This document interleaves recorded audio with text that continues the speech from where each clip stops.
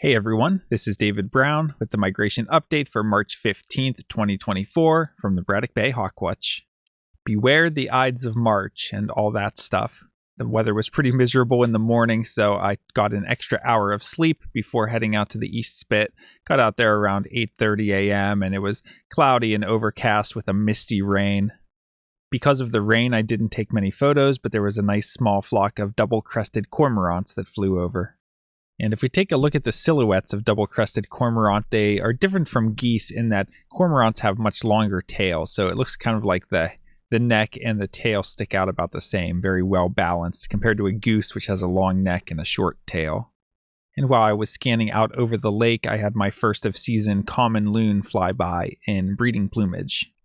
I had a total of 32 species from the East Spit. I got over to the Hawk Watch around 10 a.m., but ended up just sitting in my car for about an hour as the rain continued. But by that point, you could see a little sliver of blue forming on the horizon. And as we got into the afternoon, that blue sky reached us and left us with BSODs. Those are blue skies of death. No clouds at all overhead makes it difficult to spot birds. And the winds today were out of the west-northwest, so a moderately good direction for the wind, but the flight never really picked up much except for turkey vultures. Here's 4 out of a group of 5 great blue herons that migrated over together. Notice that great blue herons usually fly with their neck curved into an S, though they will occasionally stretch it out. And their wings usually look pretty droopy as well, and those are 2 things that are different than we see on sandhill cranes, which are probably the most similar species in terms of overall shape and size. Great blue herons are also more bluish and gray compared to sandhill cranes, which are more of a tan color. Sometimes it's hard to identify the blackbirds on gloomy days, but when we see that big red and yellow shoulder patch, we know that it's a male red-winged blackbird. There were a handful of tree swallows flying around. We noticed that bluish-green color that their entire top side is, including the head we see here. And the underside, including the throat and the complete underside of the body, is a bright white color. We had a few migrating flocks of tundra swans today. This was probably the bird of the day. Here we have a swallow, and it had a reddish throat and face, and we see that it has a forked tail. So this is a barn swallow, the first one of the season. And here's the top side of the same bird. They're kind of a dark blue on the top side, and again, we see that long forked tail. And this tail shape distinguishes barn swallows from all of our other swallows.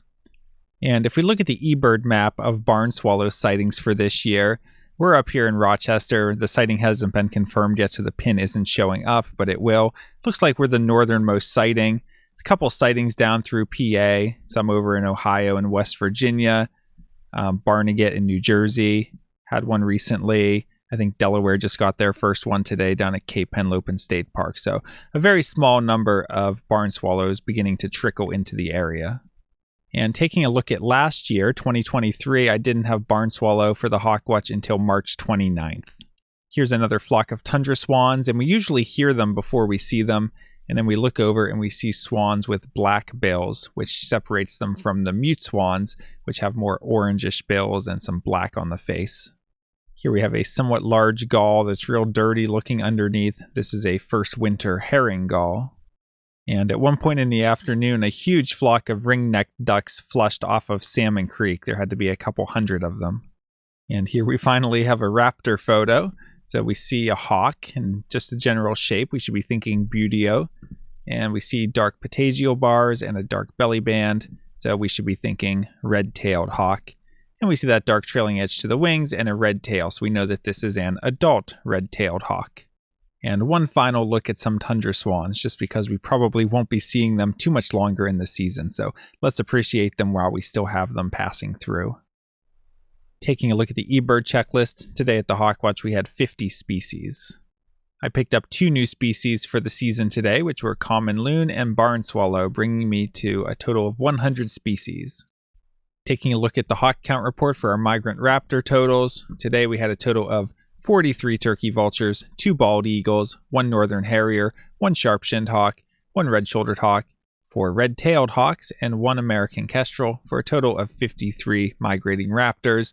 But most of them were pretty distant in towards the parkway and did not give good looks and didn't come close enough for photos.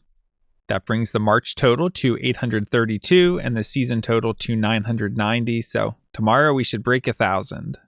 And speaking of tomorrow, it looks like more clouds than sun with a high in the mid-50s. Winds west-southwest at 10 to 15 miles per hour. Now, my concern for tomorrow is that even though that's a good wind direction, it seems like it's a little bit on the lighter end, so a lake breeze might kick in mid to late morning. And in that case, sometimes that might push the raptors away from the lakeshore, so we might not be able to see them from the platform. We might possibly move over to Frisbee Hill Park. Not sure yet. We'll evaluate when that time comes. But it looks like later in the afternoon that west-southwest wind is going to become stronger and possibly overpower the lake breeze. So in that case, we would probably move back to the platform and we might get a little bit of an afternoon push to end the count. For Sunday, it's looking partly to mostly cloudy with a shower possible, high only in the low 40s, and relatively strong westerly winds. So it's a decent wind direction, but once you're getting up to that 15 to 25 range, it's strong enough that it becomes difficult to hawk watch. It's uncomfortable. You're getting blown around. But it's not really too overpowering to completely shut down the migration, so we might get a light amount of migration. And for Monday, we're looking cloudy with gusty afternoon winds, high 39, and winds west at 20 to 30. So again, those strong winds sometimes can suppress the flight a little bit. So we'd only expect light, maybe moderate migration. Well, today was a bit of a wild ride with the weather starting out gloomy and rainy and then becoming sunny and warm in the afternoon. Not a ton of raptor activity, but a couple new arrivals kept things fun. Out of the next few days, tomorrow's looking like the best shot at a flight. After that, it gets really windy and actually pretty cold going into next week with it going down below freezing at night. I hope you're able to join us soon at the Braddock Bay Hawk Watch. From Lyco Birds, this is David Brown. Thanks for watching.